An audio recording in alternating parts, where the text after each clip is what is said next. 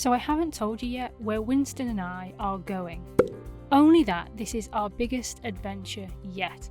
It's a little over 2 months. And for such a big adventure, a lot of preparation needs to happen. And I have been busy in the run up to this adventure just sorting everything out. And the day before we were due to leave, I had to go to a caravan place first to get some eco-friendly pods for my chemical toilet. I also like to have a little look around at the caravan themed gifts and the bits and bobs on the shelves. I then popped next door and had a little nosy at the brand new caravans. I found a little 2-berth one that I liked and I got a brochure, so maybe watch this space. I then had to drive to Tesco for my click and collect food order for the trip. I like to stock up on tins and non-perishable food. After that, I went to get fuel at Tesco's, but they were out of diesel. So I then had to make a bit of a detour to Morrison's in order to fill up on fuel. It was then right back to the house where I could plug in the pod and get it charging. And then I had to start the very big job of packing.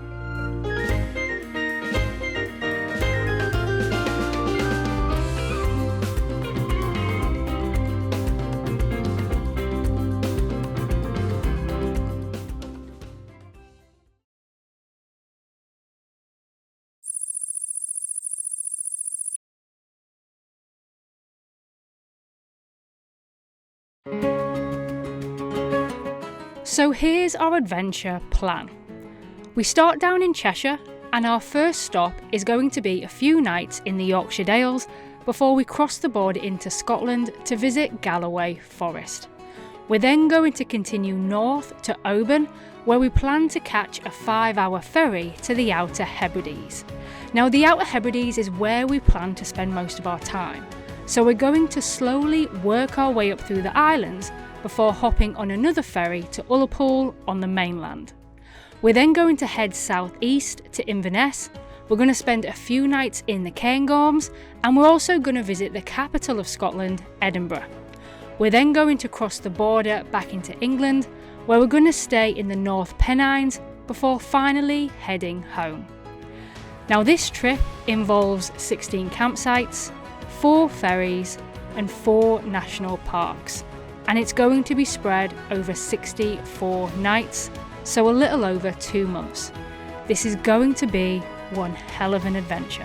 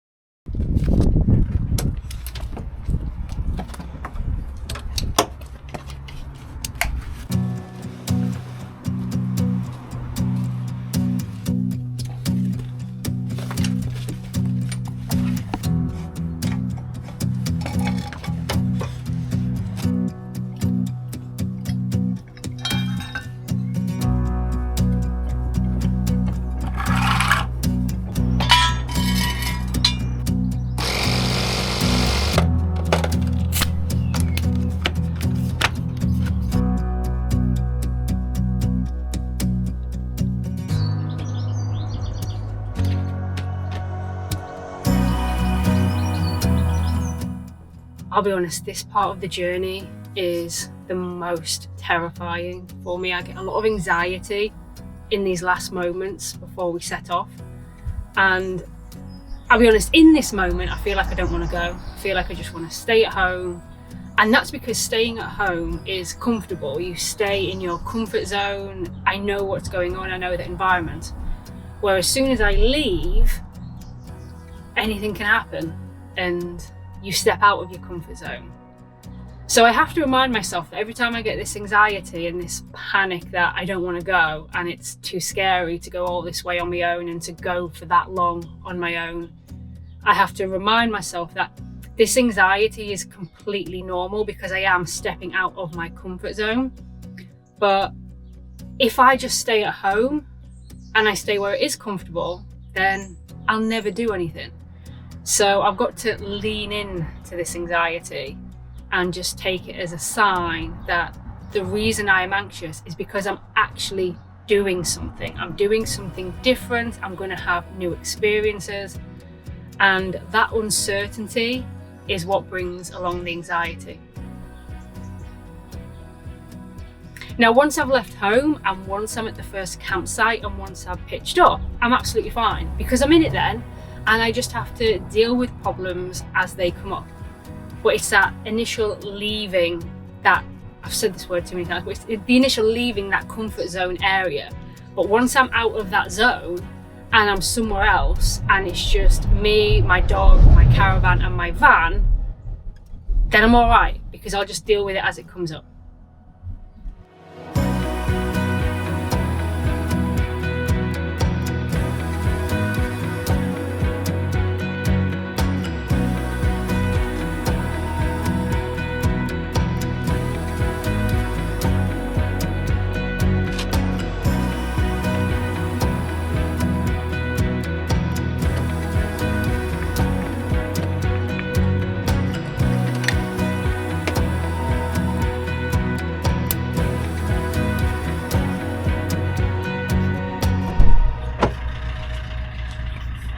Let's do this. Whew. Anxiety levels through the roof. It's just like going anywhere we've ever been before. It's no different. We're just going to another campsite. I'm not going to the back end of Beyond. There's going to be people there to help. If I forgot anything, I can go to a shop. It's all good. We can do this. Okay, so before we get on with the journey, let's just rewind a little bit and go through some of the packing details, starting with the bike. So it's my first time travelling with a bike on the top of the van, and I wish I could put it on the other side because then when I was driving, I wouldn't have to worry about overhanging trees at the side of the road. But the problem is this bike rack only has this lock on this side and you can't change it to the other side. So I've got to be able to access it from this side.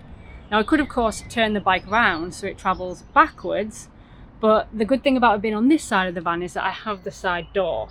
So if I need to get access to the bike and I can't get the step out, then I can just open the side door and I can stand on this ledge here. So it's just easy access. And then for the roof box, this comes over the back a little bit and then I can stand on the back of the van to access the roof box. But yeah, I've tried to move that over as far as I could, but I'm still going to have to think about overhanging trees when I'm driving. And now let's take a look at the weights of the van and the caravan when fully loaded. So the van is packed and she's got about 150 kilograms to spare. Now the van can tow up to a ton. The pod here weighs 750. I've got about 20 kilograms left to spare, so she's coming in at about 730 kilograms. So again, that's good. The nose weight can go up to 75 kilograms. That's coming in at just under that. So again, weight is all good. Now I know what the van and the caravan weigh because I took them to a weighbridge. Please see previous video. And then what I did is I weighed every item as I put it inside. So I stood on some scales and I noted my weight, and then I stood on them again while holding a crate or a box of something, and then I calculated the difference. I then kept a running tally of what weight was going in the van and what weight was going in the caravan. Okay, so now that's all clarified, let's get back to the journey.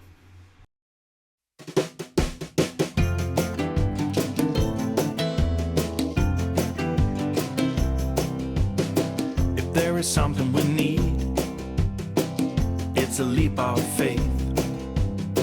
A step away from the comfort zone and be a little brave. So take a look around you. How far can you see? How far do you think you can run? Standing on your knees. It's a beautiful world out there.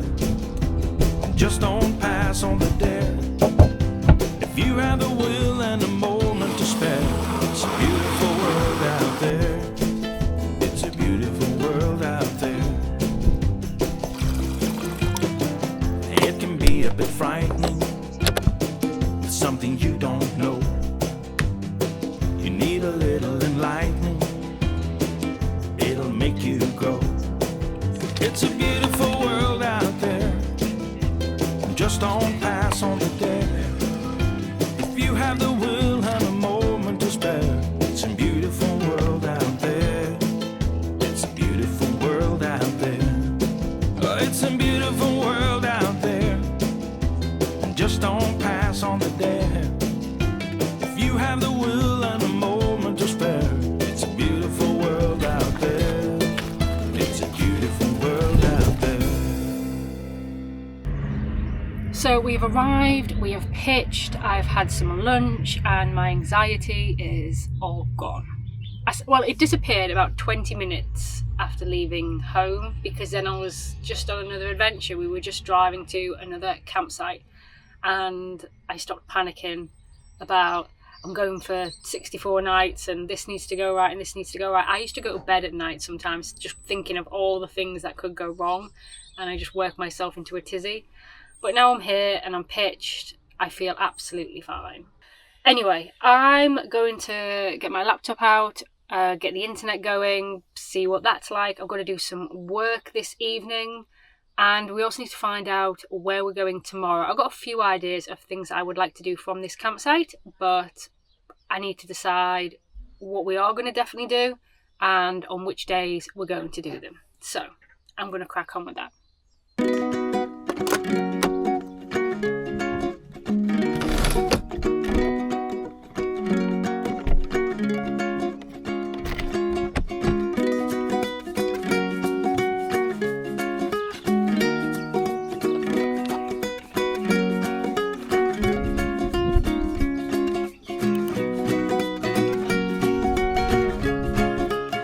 I get to travel so much because I can work as I go.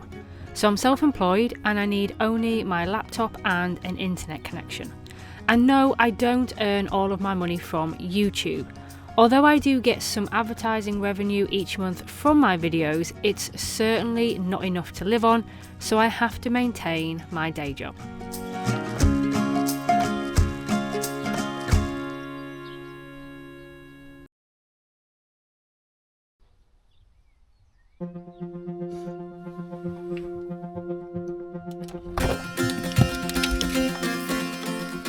Today we're off on our first hike, but first up we both need some breakfast.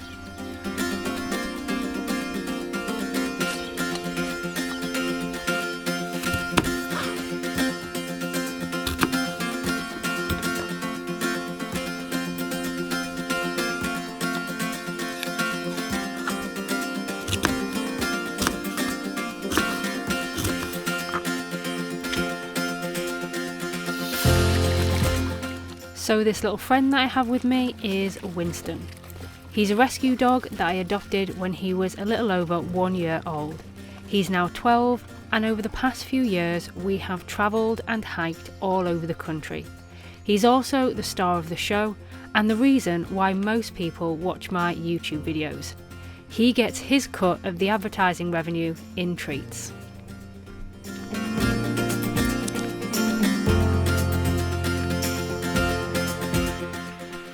So it's 8:30 and Winston and I are off to see a waterfall and a gorge. It's about a 3.5 mile walk and we need to do it in 2 hours because we've only paid for 2 hours on car parking. Now there is a bigger walk that you can do, which is like a big loop and it takes in a cove as well, which I kind of wanted to do, but that would make it more of a 6 mile walk, and I kind of want to just get done and gone. I don't want to hang around because this is, just open this gate, this is a very popular walk and you read it online and you see loads of people out and you see the car parking getting full, and I don't enjoy walks when there's a lot of people. I much prefer having the place to myself, and if I want that luxury, I've got to get up early. So a 6:30 alarm this morning, another gate. So a 6:30 alarm this morning, got up, had breakfast, jumped in the van, about a 30-minute drive here, and we appear to have the trail to ourselves. I've seen 2 other people, but the plan is to get there, get back and get gone before everybody else turns up.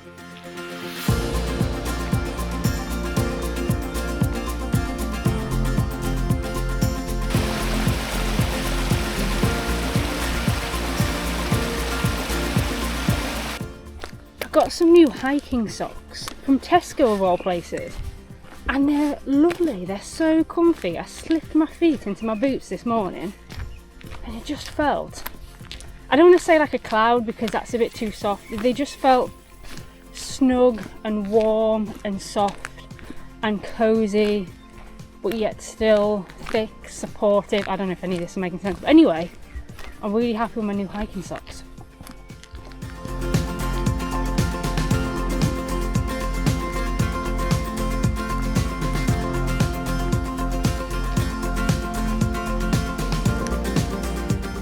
So everybody keeps telling me to get hiking poles or walking sticks or a walking staff, and I understand where you're coming from, but the last thing I want is something else to have to hold in my hands and something else to have to carry. So at the moment I'm one hand down because I'm holding the camera, and I've got to keep getting the camera out to video little things, create B-roll, create this footage, etc. So I'm one hand down already. Then I've got my Canon camera here, which I use for photographs, and I put them photographs into like little photo books, so I want to have both hands free to be able to operate this. This pocket over here holds Winston's treats. I need to have a hand free to be able to, oh, he's seen me go. He saw me go to the treats and he appeared. But that pocket is for Winston, so I need my hand to go into that pocket. On the other side is my phone, so I use that for GPS and maybe looking some stuff up. So I want that hand free for that there. And then I've got poo bags. So I've got my jacket pocket that's got poo bags in. So if he has a poo, I can get into that. And then I've got Winston's lead here. So if Winston needs to go onto a lead for any reason, I try to avoid it. But if he does need to go onto a lead, I've got to clip this off, get a hold of Winston. And then this hand's got my dog in it. So the last thing I want is to have 2 other things in my hands or wrapped around my wrists or something else that I've got to keep hold of whilst I'm walking, because I sometimes feel like I've got enough going on as it is. Anyway, I hope that answers the question for why I don't have them. I understand the reasoning. I'm guessing it would make walking a lot easier, especially when I'm going up and down hills and slippy paths. But for the moment, I just need nothing else in my hands. I've got enough. So yeah, that's where we're at. You come and Winst.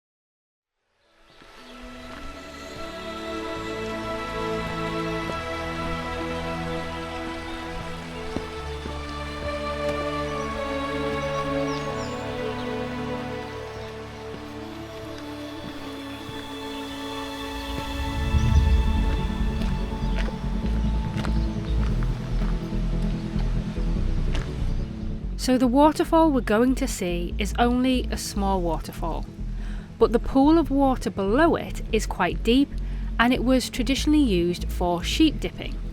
So this is where farmers would plunge their sheep into the water, which at the time contained fungicide and insecticide to help protect their sheep from infestation against parasites. And this was a social occasion, and all the local villagers would come and gather.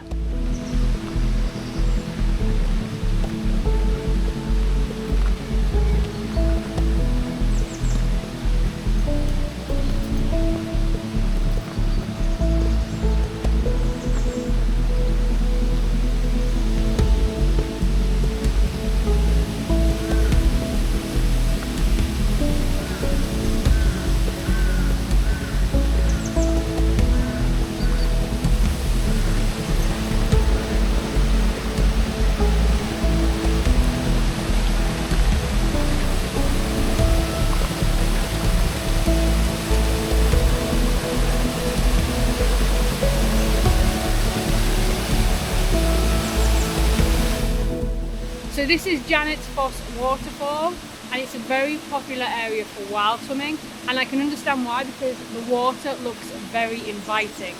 However, I've got nothing to put on afterwards. I've got no wild swimming clothes with me, and in order to go in I'd have to go naked. As mentioned, this is a very popular walk, so I'm not quite brave enough to do that, and I've got nothing to put on afterwards, and it's probably not warm enough for wild swimming. It's about 10 degrees at the moment. It would have to be a quick dip.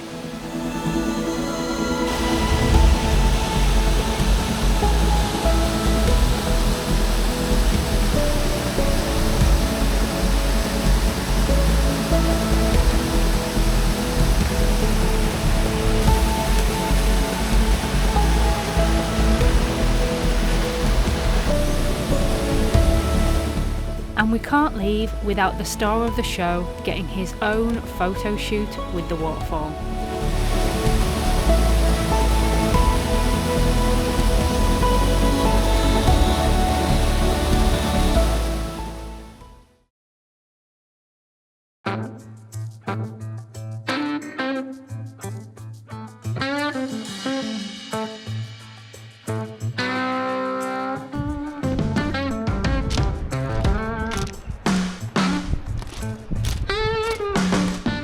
We're now on our way to see Goredale Scar, and this is a limestone ravine.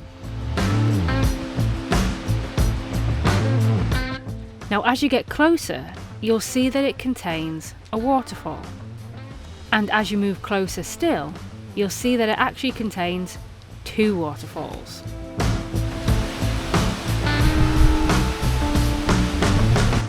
Once again, Winston has to have his own photo shoot.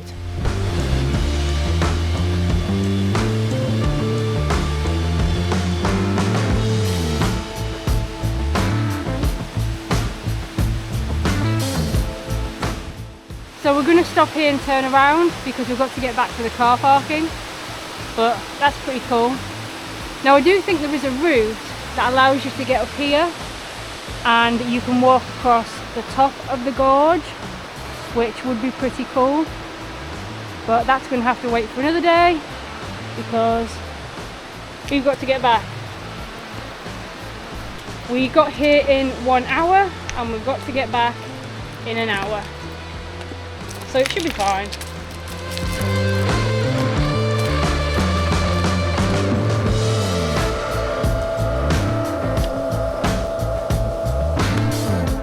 So we just passed that waterfall again on our way back, and now there are people wild swimming, or at least getting ready to wild swim. They've got the towels and the bathing suits and everything. Obviously I didn't film them because it'd be very rude to film them and then stick them on the internet. But yeah, they look like they're about to have a great time. A cold time, but still a great time.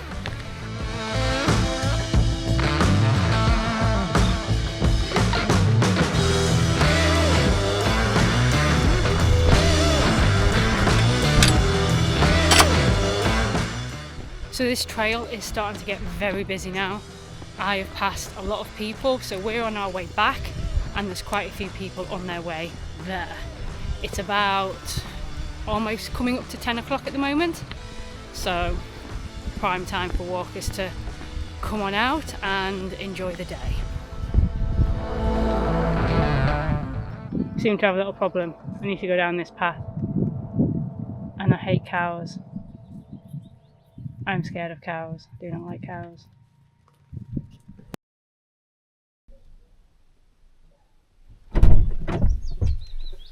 Have you been on my side?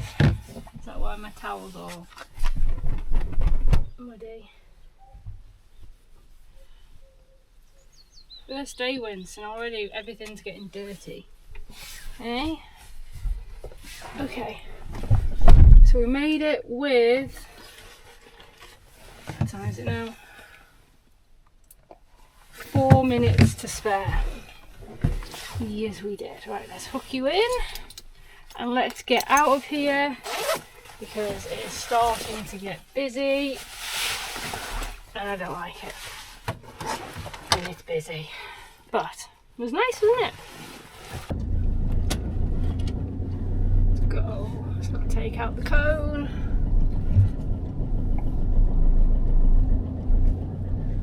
arms and legs inside the vehicle at all times, people. Can't see if a car's coming in. No, it's not. We're off.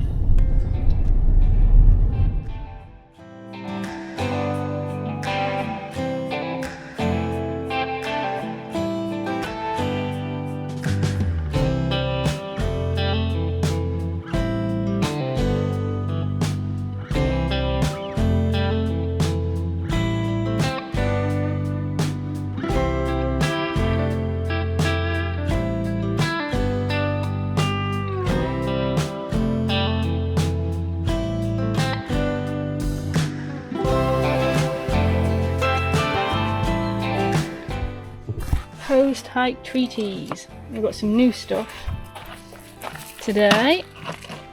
I'll get the lid off with one hand. So these are chicken necks, you can have one of those.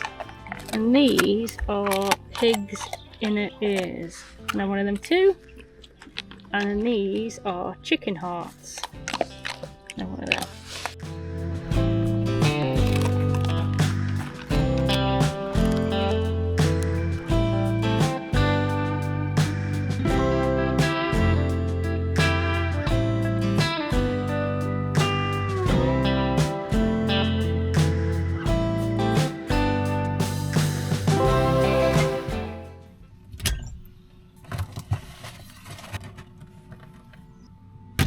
So I've bought a little mini air fryer just as an additional item for my kitchen and to give me more options when cooking. So let's give it a go.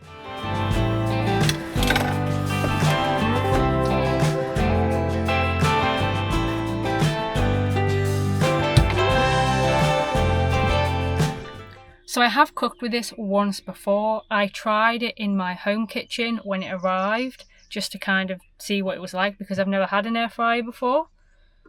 And it worked really well. So let's just see how it does on campsite electricity. My only problem is I don't know how to travel with it. So as you can see, I put it back in the box in order to travel with it this time, but I don't know. I'll be a bit annoyed having to keep putting it in the box all the time and getting all the polystyrene everywhere. But I don't know what else to do with it when I'm travelling. But we'll work it out another time. Let's give it a go.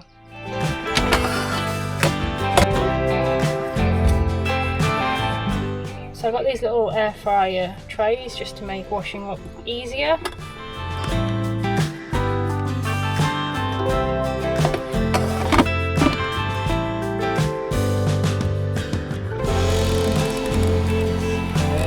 So it's been running for a few minutes now and it's not tripped the electric, which is a very good sign. I think I'm on 16 ampere, not sure. The good thing about the pod is though, I've only got 2 plug sockets, so it's never as though I'm going to have a lot of high electrical things running at the same time. So at the moment that's the only thing that's running apart from a few USB cables and my 12-volt socket which runs my internet. The only problem I have is I don't know where to put it. I don't know where to put it when I'm traveling and I don't know where to put it when I'm in the pod because storage space and countertop space is at a premium. So I need to figure that out. But you can smell the salmon fish cakes cooking. It seems to be doing its job. And this gives me just so many more options when it comes to cooking inside my GoPod whilst I'm on the road because having just a hob is great. I can do a lot of dishes just on a hob, but when I'm going shopping, it's sometimes, oh, I can't buy that because I've got nothing to cook it on, or I can't buy that because I've not got an oven, where now I have. So it's just going to give me a lot more options.